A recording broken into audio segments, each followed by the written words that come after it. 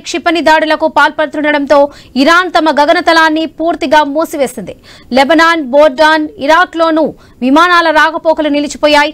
పశ్చిమాసియా వ్యాప్తంగా ఎయిర్పోర్టులు మూతపడడంతో వేలాది మంది ప్రయాణికులు అక్కడే చిక్కుకుపోయారు. దాదాపుగా 10,000కు పైగా ప్రయాణికులు ఇరాన్ సహా పశ్చిమాసియాలోని పలు ప్రాంతాల్లో చిక్కుకుపోయినట్లు సమాచారం.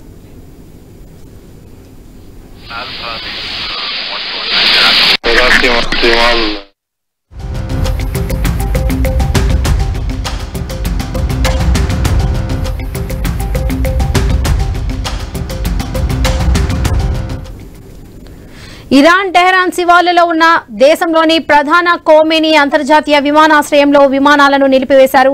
అటు ఇజ్రాయెల్ తెహరాన్లోని మొహరాబాద్ విమానాశ్రయంపై బాంబు దాడులు చేసినట్లుగా అధికారులు పేర్కొన్నారు.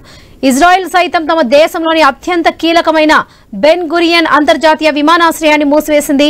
దీనివల్ల 50,000 మందికి పైగా ఇజ్రాయెల్ ప్రయాణికులు విదేశాలలో చిక్కుకుపోయినట్లుగా తెలుస్తుంది.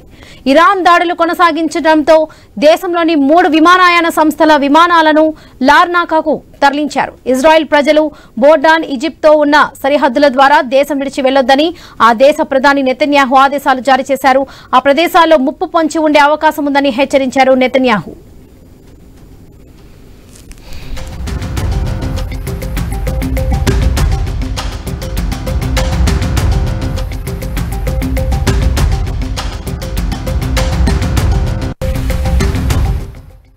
జోర్దాన్లలో గగనతలం ఇప్పటికీ పాక్షికంగా తెరిచి ఉన్నప్పటికీ విమానాశ్రయాలలో పరిస్థితి గందరగోళంగా ఉన్నట్లుగా అధికారులు పేర్కొన్నారు.